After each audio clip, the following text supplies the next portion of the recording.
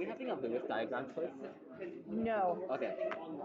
And the test is next week, Thursday? Test is next week, Tuesday. Tuesday, okay. Yes.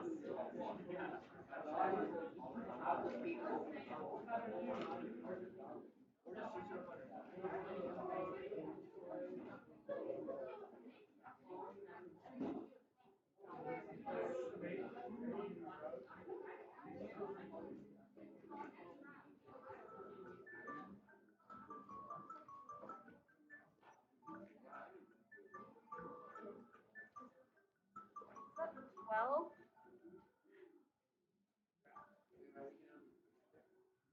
didn't we say we're having it on Tuesday? What? Oh yeah, not Tuesday, Monday.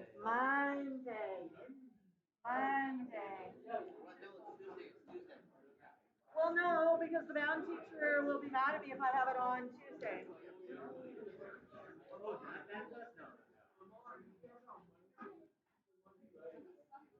Monday, December it's either the 11th or 12th. Let's see. It's the 12th. Okay.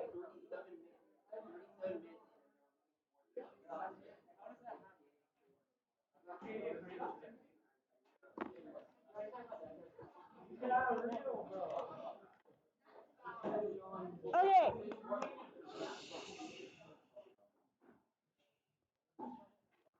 Were there any questions from anything from previous stuff? Going once, going twice, going 3 times. Sold. Okay, so we are now on to exceptions to periodic trends, which is on page 55.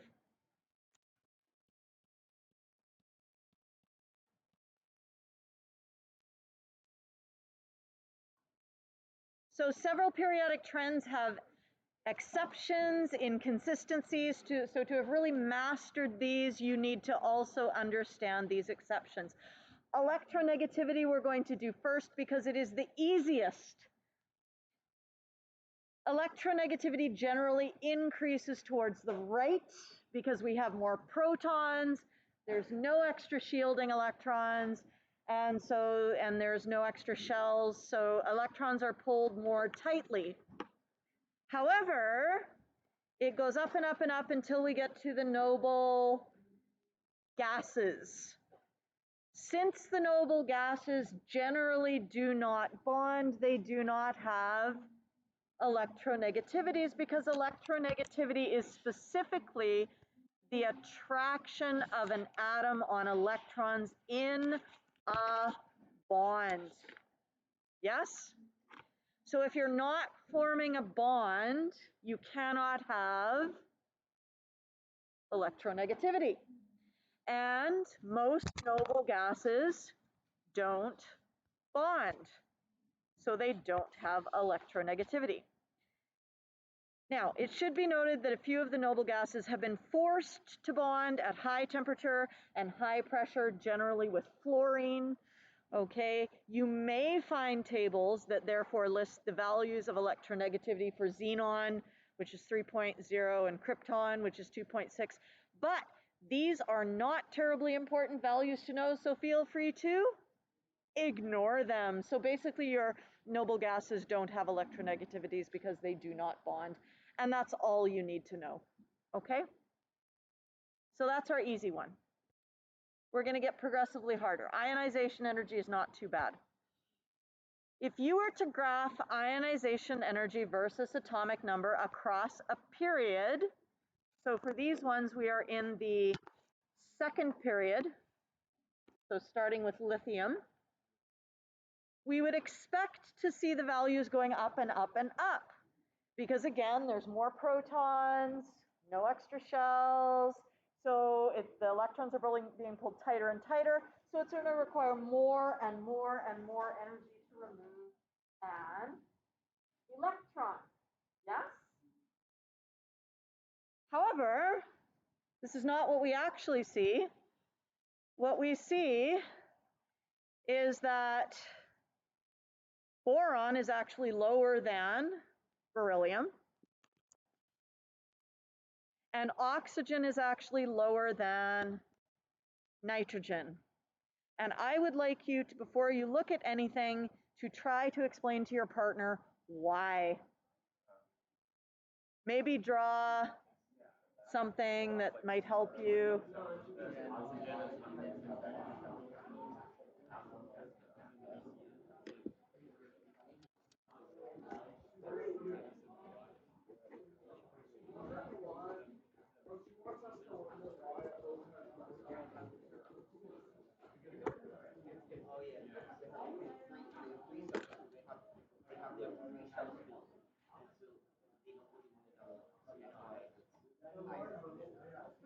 Why don't they want to double up?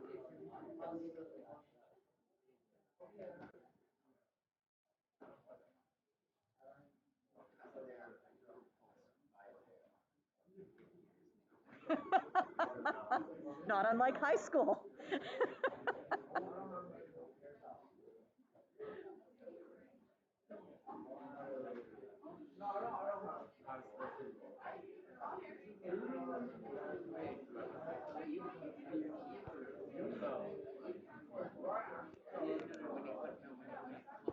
Okay. Shh.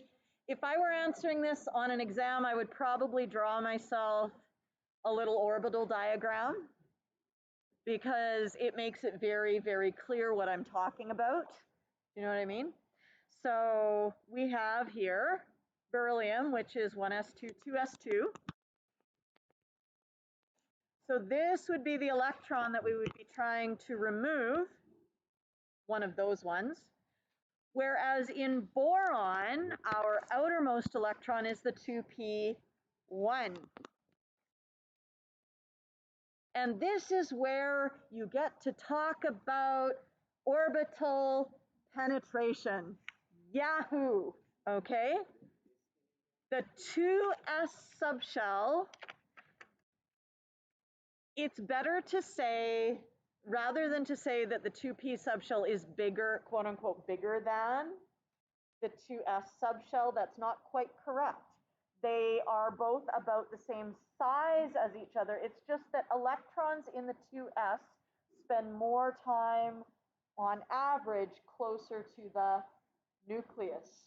So this is where you want to talk about the 2s subshell has greater penetration to the nucleus, which makes the electron more difficult to remove.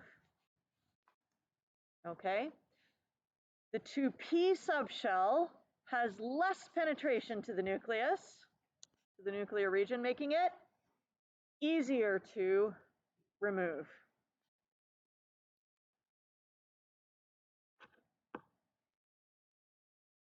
So rather than talking about size there or distance from the nucleus, you're going to be talking about the penetration to the nucleus. This is the one context where I see that actually really coming up. Yeah. And if you were drawing this diagram, would you have to draw this 1s subshell? Not really. I mean, you could if you wanted to, but it's not necessary. You could just show the 2s part, okay? 2s, 2p. Nitrogen and oxygen. Why is it easier to remove this electron than it is to move that electron? Nope, sorry, that electron.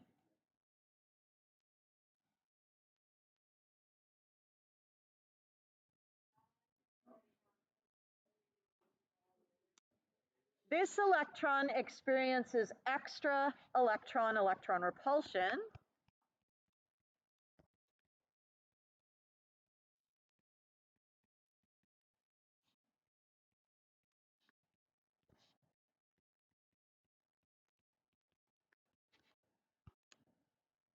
Due to sharing an orbital with another electron.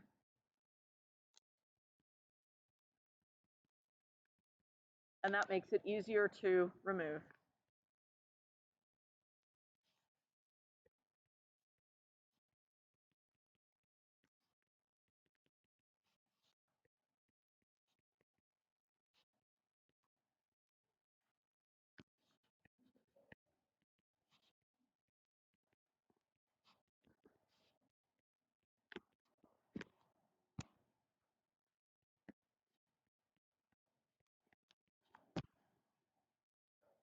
is good. And really, in terms of learning this stuff, it's just a matter of going over it a few times to make sure that it's in your head, right? So you have a week, which is good. Electron affinity, the queen of exceptions, or the king. If you were to graph electron affinity, again, we would expect it to go up as we go from left to right. However, this one has 3 exceptions.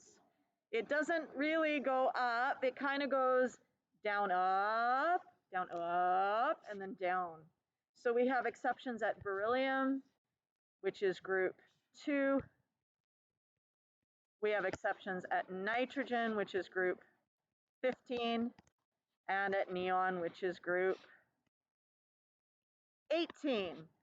The easiest one to explain is neon. Please explain to your partner why neon would have a lower electron affinity than all the other elements in the period.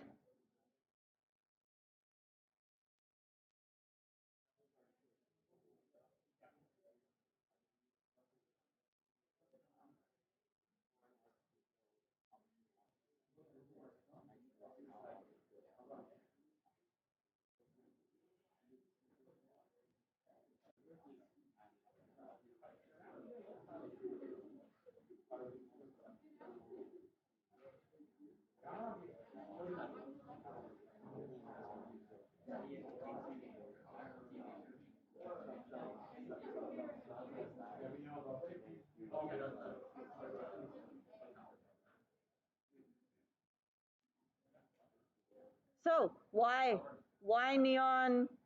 Why is neon an exothermic process as opposed to an endothermic process? Or sorry, endothermic as opposed to exothermic. Why does it require an input of energy to make neon, to shove an electron to neon? Yes?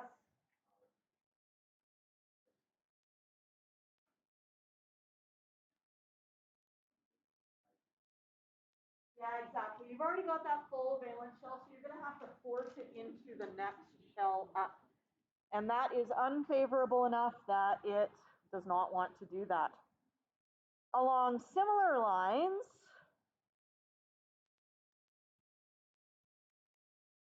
why would beryllium have a lower electron affinity than lithium? Yes?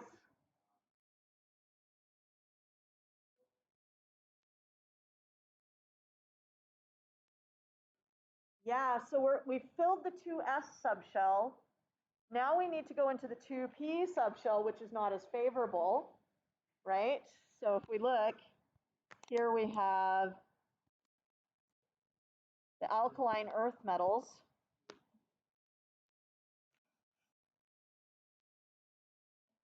If we have beryllium, it has to go into that 2p subshell, which is higher up, which is problematic, okay? You can explain the whole thing. The higher energy p subshell has less penetration to the nucleus than the s subshell. So the position is less favorable for the electron.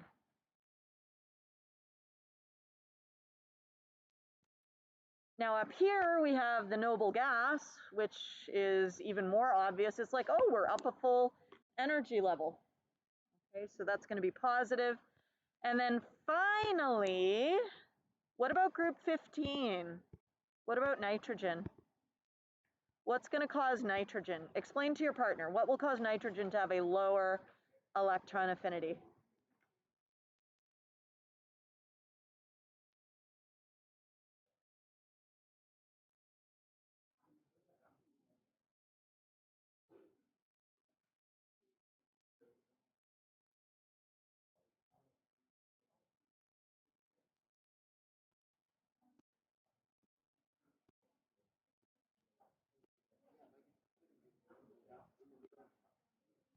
So here we go. Where does your extra electron have to go? It has to go into an already occupied orbital, which means you're now going to have pairing, which means you're going to have extra electron repulsion. So the addition of electron either has to be forced by the addition of energy in the case of nitrogen, or is simply less exothermic in the case of the ones lower on the periodic table. Now, just to remind you, back on page 50 whatever, 55, electron affinity can be defined either as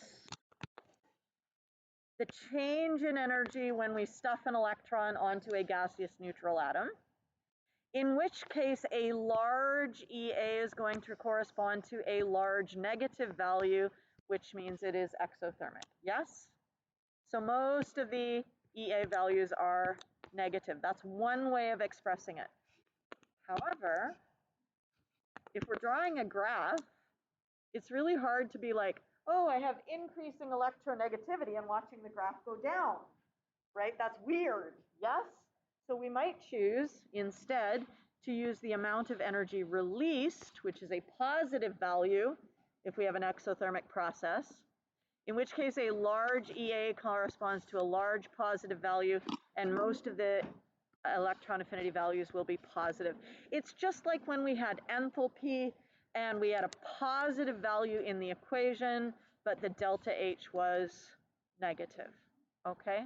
And when we're doing a graph, obviously we would like our larger ones to be like higher on the graph, so we'll use a positive EA definition. Don't get too concerned about it. I know it's a little mind-bending, but just kind of go with it. Yes? Pardon me? If there's more shielding electrons, it makes it less electronegative because there's more shielding of the nucleus. So shielding is like, shielding electrons prevent the full force of the nuclear charge from being felt. So the more shielding electrons there are, the less force that will be felt.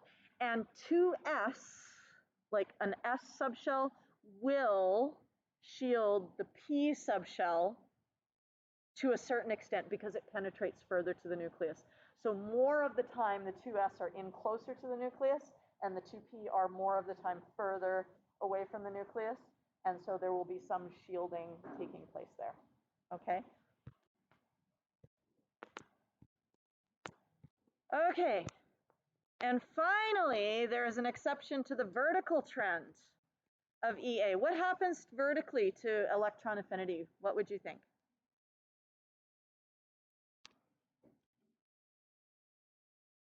Do things get more electronegative or less not electronegative? Do they have more electron affinity or less electron affinity as we go down a group?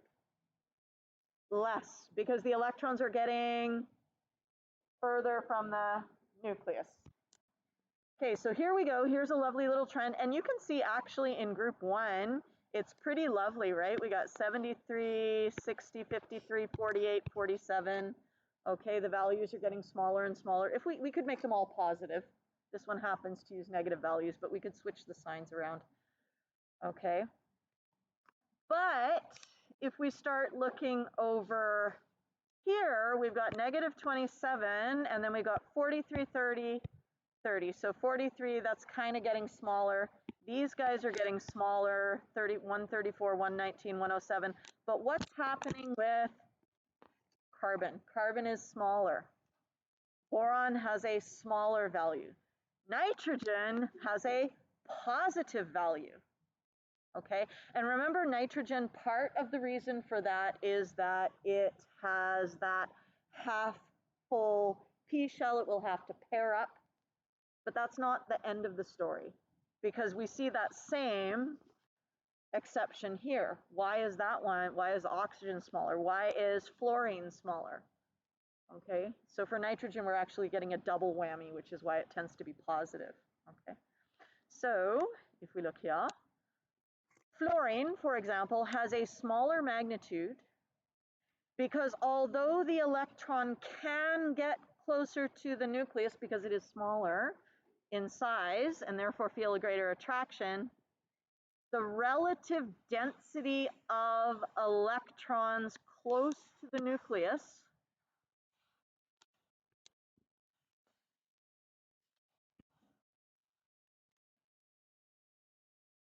that makes it so the incoming electron experiences some extra repulsion.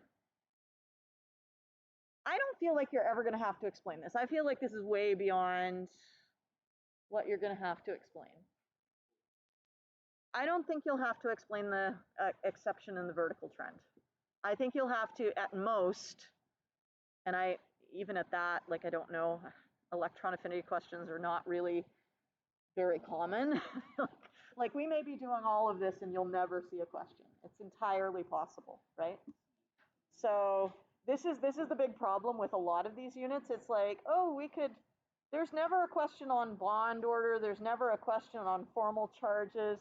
There's never a question on electron affinity until all of a sudden there is. Do you know what I mean? And it's this one this year and that one the next year. And yeah, so I cover everything to the best I can. At any rate, that's why that one, because you've got that high density of electrons close to the nucleus, you have extra repulsion because it's small. And if you just don't want to bother with it, just don't bother with that one, okay? I think if it were me studying for it and I was like, my brain is too full, I'd just chuck that one out the window, okay? If your brain is full, ignore this one.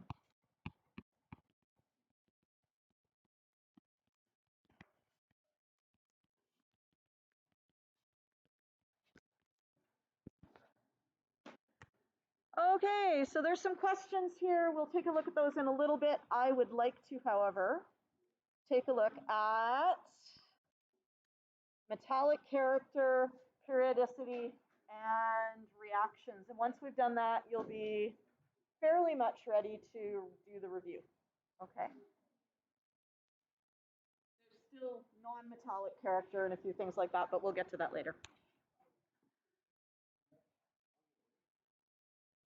So this is on page, Nathan's unwell today. So this is on page, I have no idea what page this is on. 63, excellent. How much of this do you need to be able to spit out? Probably not much. It's just general background knowledge that you should have picked up somewhere between grade 8 and now. Yes? Metals are generally silvery, grayish, or whitish. There are exceptions, of course, like gold and who else? Silver is silvery. Silver would be silvery. Copper, gold and copper are the two sort of colored ones, okay? Metals are, you should be familiar with the terms lustrous. Do you guys know the term malleable? Hit it with a hammer and it flattens out, it does not break. Yes, like a mallet. Ductile, able to be drawn into wires. Are we familiar with that term? Yes. Ductile, stretchy, like a duck, right? They have high densities. They have high densities. They're good conductors of heat and electricity. Did we know all those pretty much? Good. Metals are solid at room temperature and usually have very high melting points. However, there's a few exceptions. Obviously, mercury is a liquid. You don't need to know that gallium and cesium will melt in your hand. It's just kind of interesting. I don't think you'd want cesium melting in your hand because it's also very reactive with water. So if you had any water on your hand, you would then have like a little mini bomb going off in your hand. So that would be not so good, but gallium's okay. You can actually melt it in your hand. However, it leaves a black residue behind, as we found out at my household. My husband bought some gallium, and it turns out that you really want to put it in some, what do you call it, plastic wrap first, before you put it in your hand. Otherwise, you end up with all this black gook all over your hand, and it's really, it's gross. Metals tend to have low ionization energies. Does that make sense from what you know of the trends of the periodic table? Metals, where are the metals? They're on the left. And if you look at that little diagonal staircase, they are also sort of down, right? Like if we took our, where's my stick? There we go. If we took our little staircase here and we went, where are the metals? We'd be like, they are this way. Things get more metallic as you go down and to the left. And that's where we also have our low ionization energies. They tend to form cations in aqueous solutions. Here we're going to learn a new word. New word.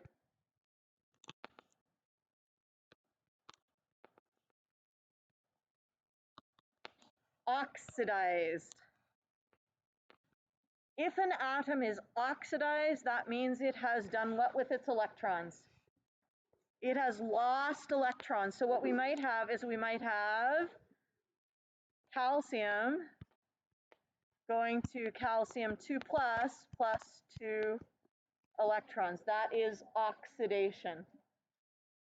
Calcium has lost its 2 electrons, and maybe those 2 electrons are being given to something like chlorine. Okay? There is a little mnemonic device to help you remember this. Leo, losing electrons is oxidation, and there is another half to that. Leo the lion says grr, gaining electrons is reduction. So Leo the lion says grr, and that's going to help you. We won't be doing much about oxidation this year, but I figured it was easy enough to learn that little trick.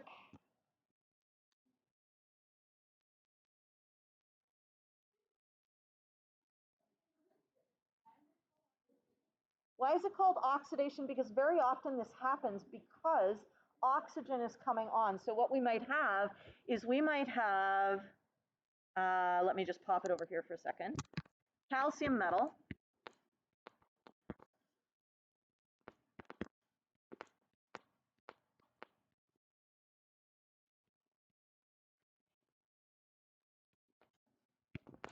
Okay, so we might have that reaction, yes? Now, we've started with calcium, which has a 0 overall charge because it's on its own. Any element on its own has a charge of 0. So the oxygen, which is on its own, has a charge of 0. Now, what is the charge of calcium in the compound calcium oxide? 2 plus, and the oxygen is 2 minus. So if we look at if we isolate the calcium, calcium became calcium 2 plus. Yeah? Calcium became calcium 2 plus. And if it became calcium 2 plus, it had to have given away 2 electrons, right? Oxygen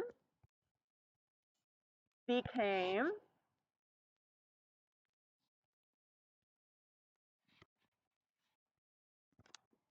yes. And in that process, because it went from being 0 to being -2, and because we had 2 of them, we had to have gained 4 electrons, yes? Now, if we balance this whole thing out, we also would have need to have the 2 in front of the calcium and the 2 in front of the calcium here. And that would mean that we would need 4 electrons to come out because we've doubled the whole thing. These 4 electrons that come out are the same as those 4 electrons that go in. Okay, so the reason we call it oxidation is because often oxygen, when it slams onto something, it rips the electrons off and it oxidizes it. So that's where the term came from originally. So this is oxidation. And this right here is reduction. And if you look at what happened to the overall charge here, we went from 0 to -2. it went down, it got reduced. Okay, the charge got reduced. So that's where those terms come from. Don't worry about those terms really for this test, okay, but I felt it was worthwhile putting them in here because at least if you go back and you're reviewing your material, you can be like, oh yeah, that fits in with the periodic properties, okay?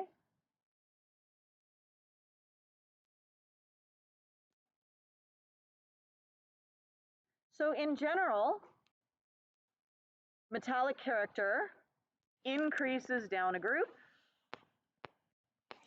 right? They're better at losing electrons as they go down.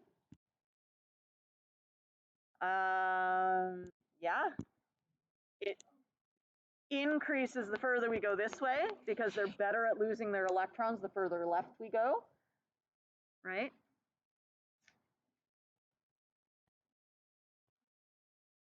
Reactivity, so this is the chemical properties of metals. And reactivity is going to depend on whether the element gains electrons or loses electrons. But for this one, we are focusing on the losing of electrons because right now we're focusing on metals. When we start to look at nonmetals, we will look at the gaining of electrons. A highly reactive compound reacts very easily, possibly even violently, with lots of other elements or compounds. And I'd love to do a demo today, but we're missing like 3 people, and so I feel like maybe I should wait until we're all here, maybe do it tomorrow, because there's a beautiful demo with some sodium and some water, and if you haven't seen it yet, you'll probably want to see it, and not boiling water, just regular water. Okay, but I think we'll hold off on that for tomorrow because we've got at least, is Francisco here? No. And Daniel's, well, he was here. Anyway, I feel like there's enough people away that we should maybe wait until they're back so that everyone can see it. Okay, but we will watch a violent reaction of our alkali metals. And maybe we'll even start by doing an alkaline earth metal and watching how exciting not that is, and then we'll move to the left and watch it with a alkali metal and watch how much more reactive it is, okay? As we move from right to left, look, we're going backwards now. We're going this way, right to left. The reactivity increases. Why? Because the nuclear charge decreases, but the number of energy levels stays the same.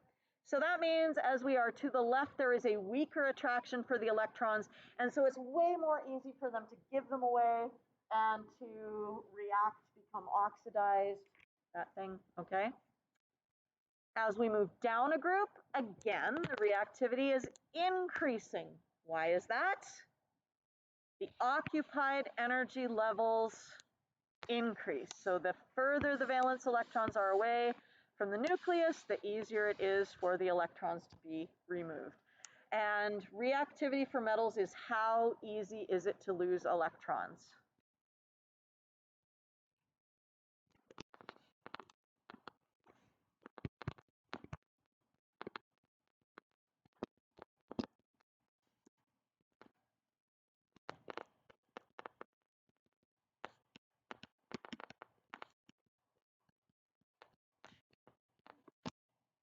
The easier it is, the more reactive.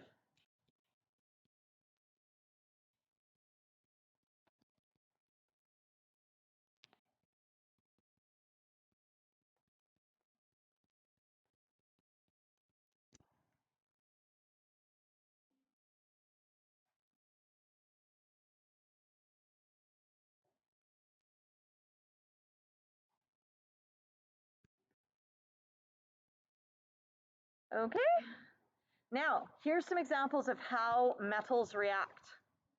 Some metals, this is going to be like your alkali metals, alkaline earth metals.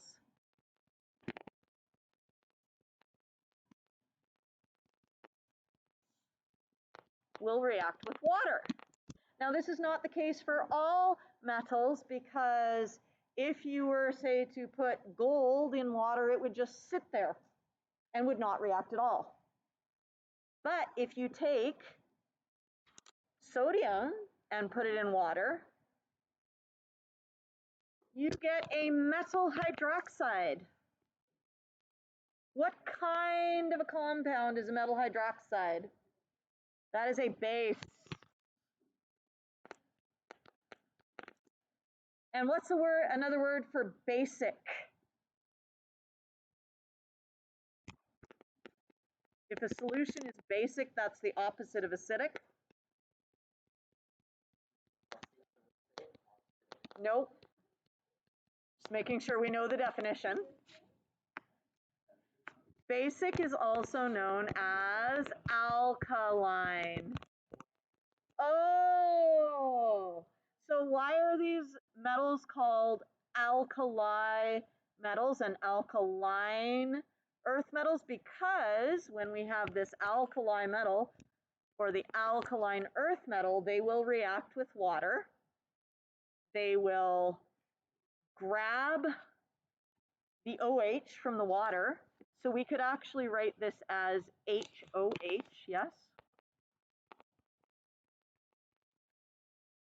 We could treat this as a single replacement reaction.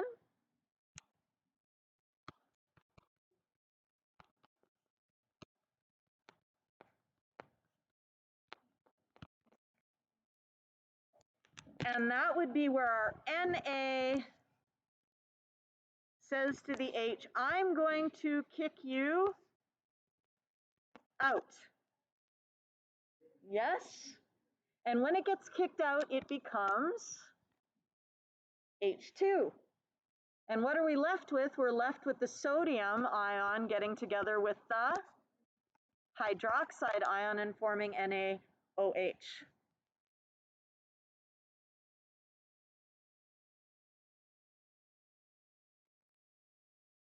So that's what happens when some metals react with water, your alkali metals, your alkaline earth. Aluminum is not going to do that. You put aluminum foil in water, it just sits there and does nothing. Okay. Now, metal oxides, also mostly basic.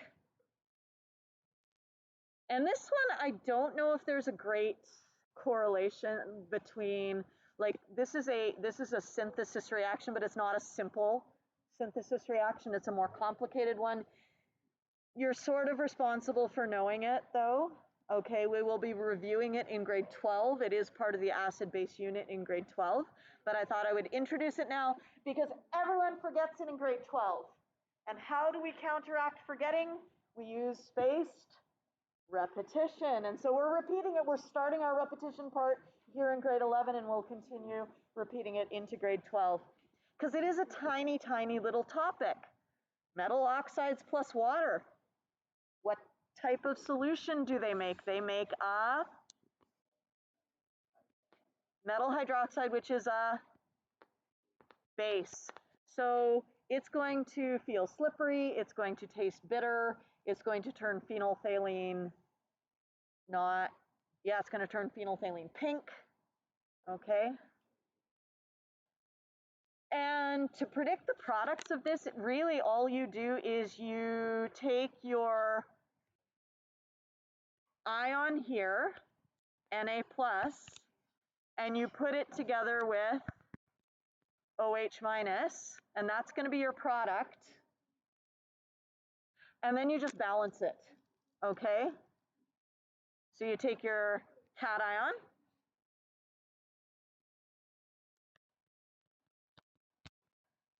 and then you add hydroxide. Make sure you balance your charges. You know, NaOH is nice because it's 1-to-1, but if you had CaOH, it would be CaOH2, right? And then you just balance your reaction from there. Yes. First equation isn't balanced. We need a 2 here, don't we?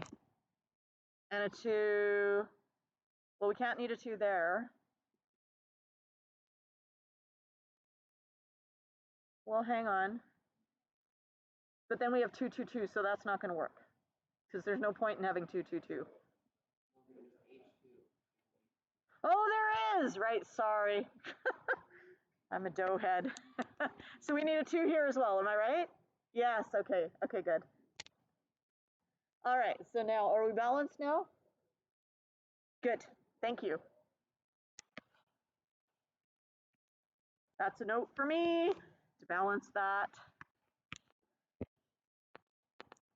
Now finally, because metal oxides give us a basic solution, what do bases do with acids?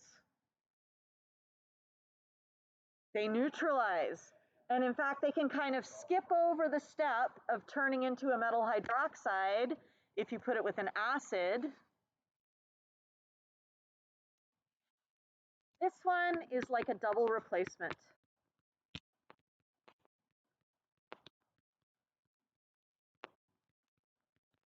So you really don't need to work too hard at it. You need to say, okay, here I have nickel, and I have oxygen. Oxygen is 2 minus, nickel is, what's nickel if oxygen is 2 minus? 2 plus. So you actually, because it's in the transition metals, you will need to determine that from the anion charge. Yes? Okay. Our H and our Cl are there, and if you remember, we need to combine our outside ions, and we're going to combine our inside ions. And if we combine Ni2 plus with Cl minus, we get NiCl2. And if we combine our H plus with our O2 minus, we get H2O. All right? So there are a few little practice exercises here for just writing these equations. So you remember how we did like all the balancing reactions and everything before? This is just like an extra little reactions topic here, just thrown in for fun. Okay, so you guys can practice that, and then you can start on the overall review. Sound good? And we'll do a little bit on nonmetals tomorrow, but I did not have it ready for today. So.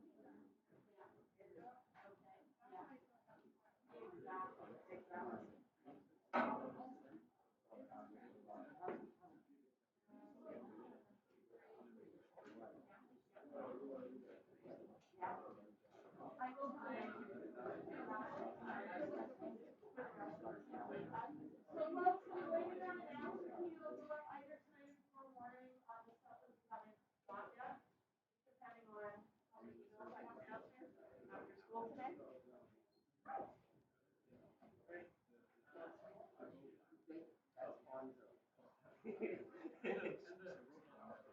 on, which one? That's the name.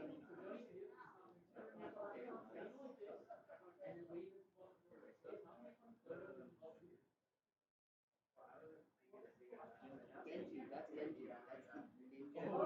That's Genji, the ninja was Simon the ninja. That's Genji.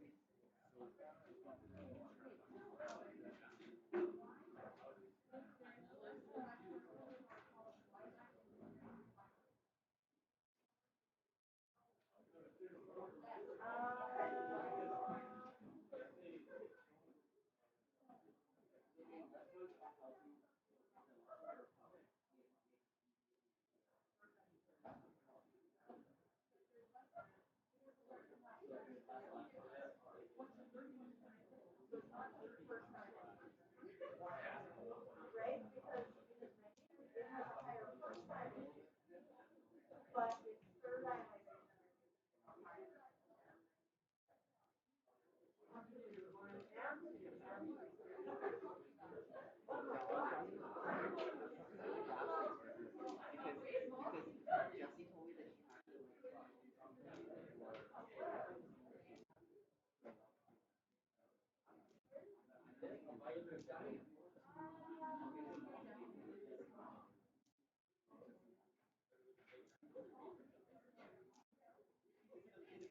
I don't think yeah. Well, like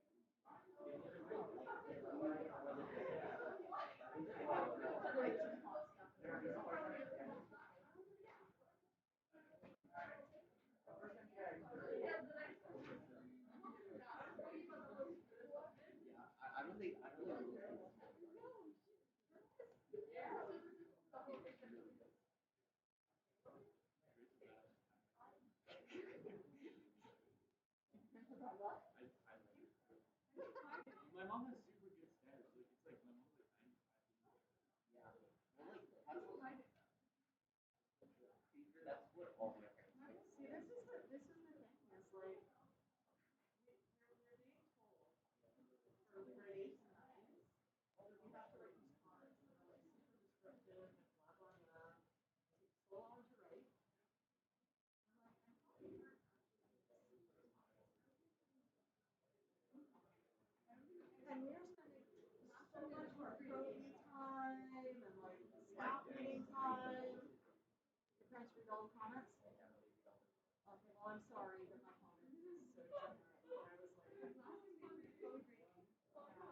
parents say. My parents, so my parents, in terms of like grades, they kind of like the always big question is what happened to the 5%? What happened to those 14%? What you do wrong? Like not really. I kind of like talk to them. Like I tell them all my grades, even if I think it's terrible, because I kind of like if I get a terrible grade, I kind of build up. Oh man, this test was so hard. It's just really hard. You know, I just didn't have time understanding it. It was like really difficult, and I don't know. It's really hard. Like all my courses, everything, it's just making me like really stressed out. Like yeah. So anyways, here's my 60%.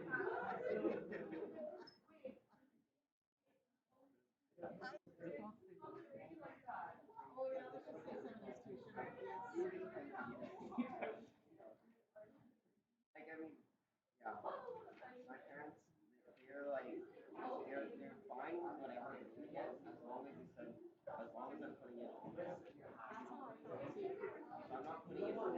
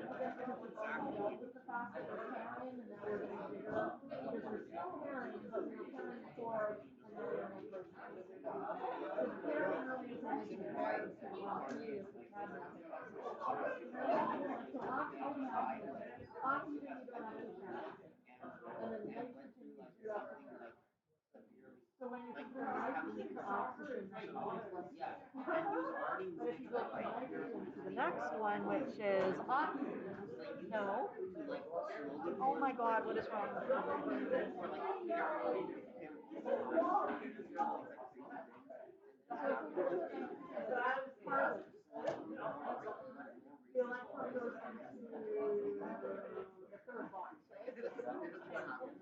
And then with nitrogen, it has to pair. So nitrogen is going to be endomerized. Okay. But then we've already dealt with that problem, and now there's more protons in oxygen. So upward again would be more.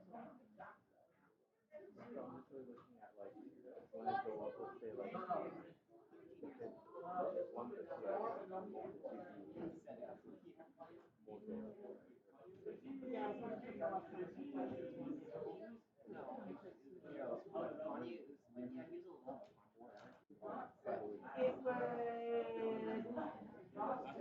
if you have to put it in the GP, you'll use more. If you can put it in the TS, you won't use maybe for this.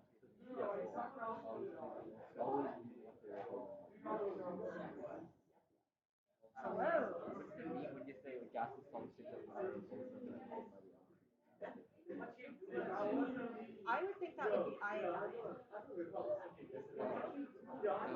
What does it mean?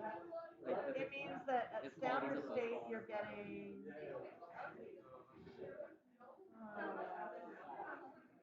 I feel like that one. Oh, okay. So in group 16, there were elements which are both gases and solids. Oh. So we have oxygen, which is gas, we have sulfur, which is solids, we have both gases. Okay. Yeah, it's kind of a weird question.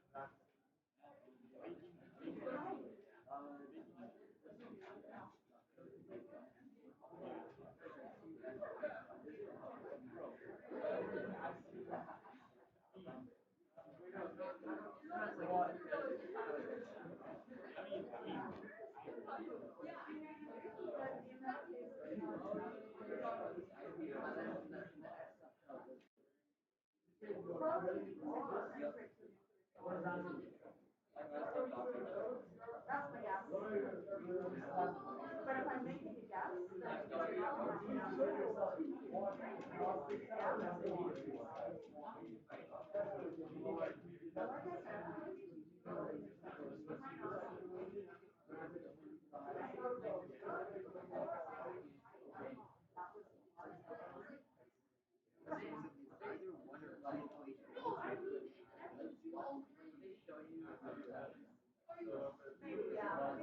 Yeah, there should be the exception of say one day. I don't think they're gonna ask you for it. Okay? I think what they're gonna do is they're gonna say, this is an exception, can you explain why? And quite frankly, if you can draw your orbital diagram, it's kind of logically out a lot of the time, so it's not like you need to.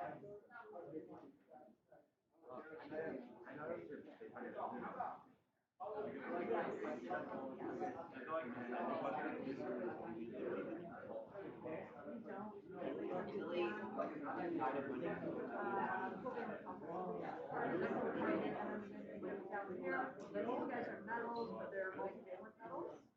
So we have to look at their characteristics. Yeah.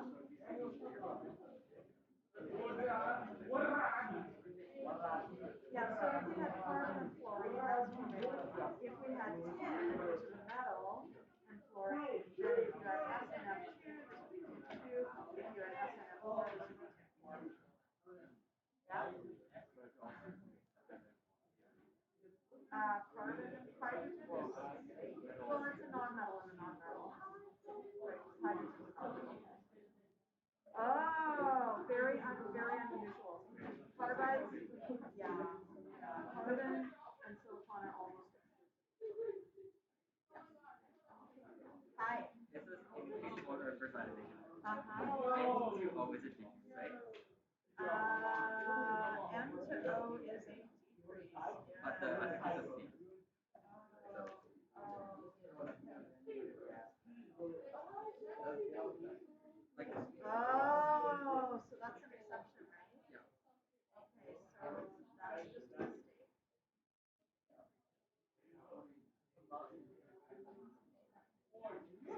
Okay, so that's just a mistake.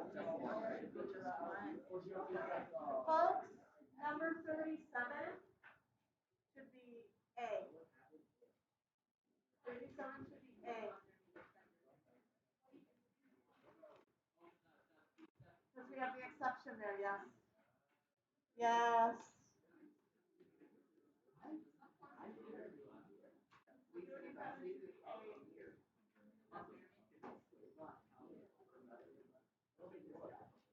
Oh my god, I didn't remove that one. I should have removed that one.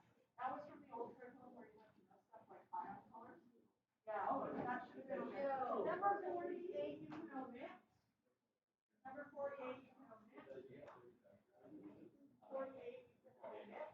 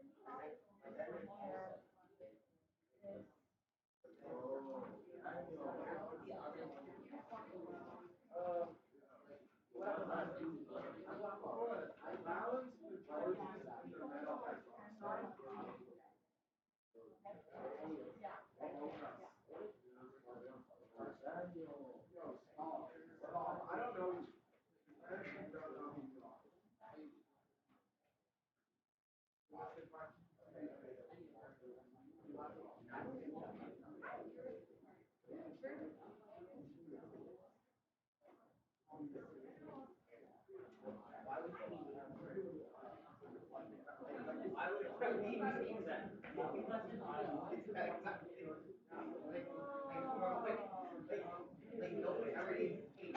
My name's Blake. My name's Bucky.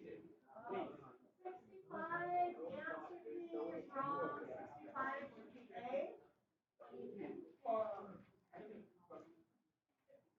65, 65, 65 should be A.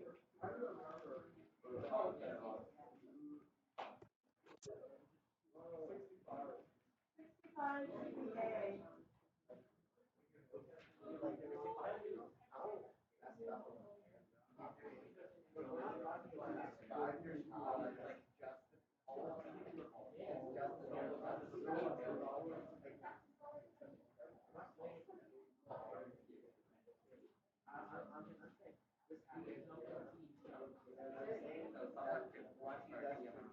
Oh, I remember that question. Oh, yeah, I remember that question.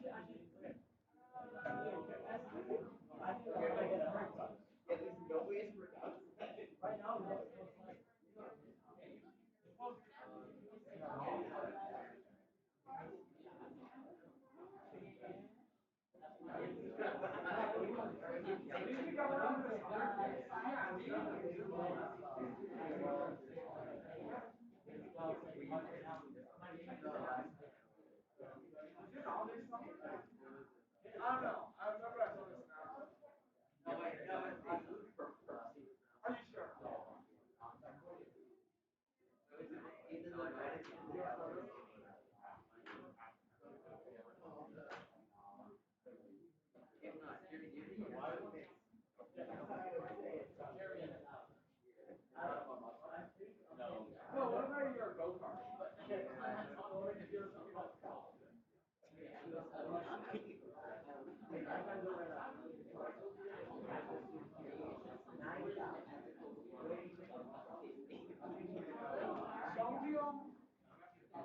Would you actually stay there too?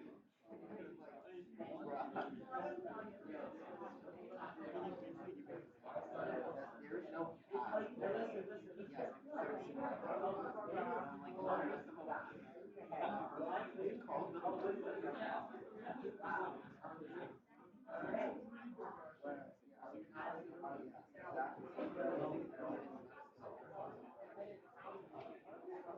Yes, yeah, exactly.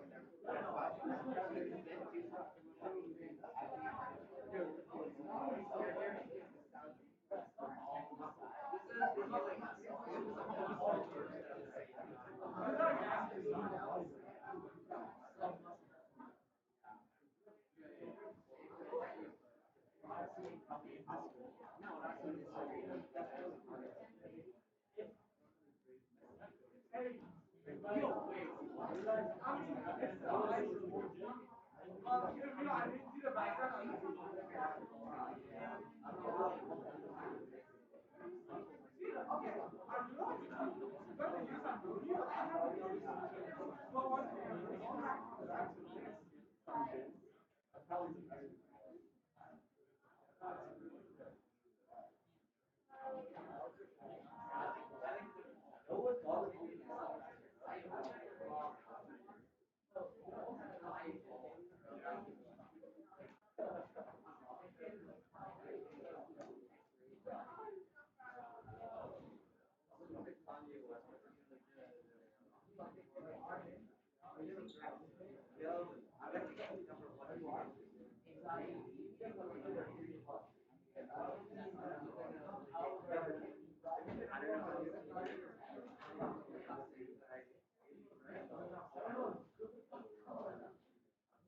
You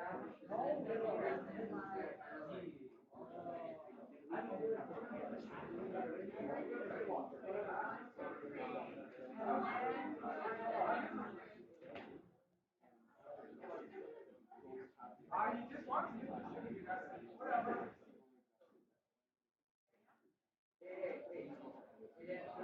Oh my god, like, why is that the thing that you bring up? I thought it was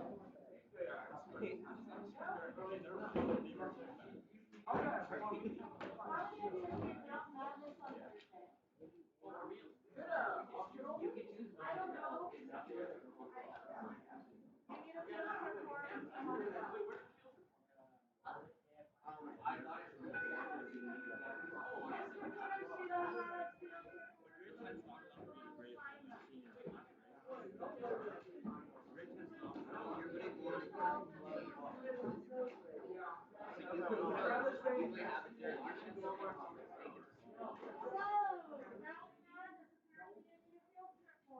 want a field trip form and you'd like me to sign it, I will sign it. You can get one from at least Mr. Canisius, maybe any teacher. I just don't know. Okay, that's all I know about it. But if you want to go on Thursday, bring me a form and I will sign it.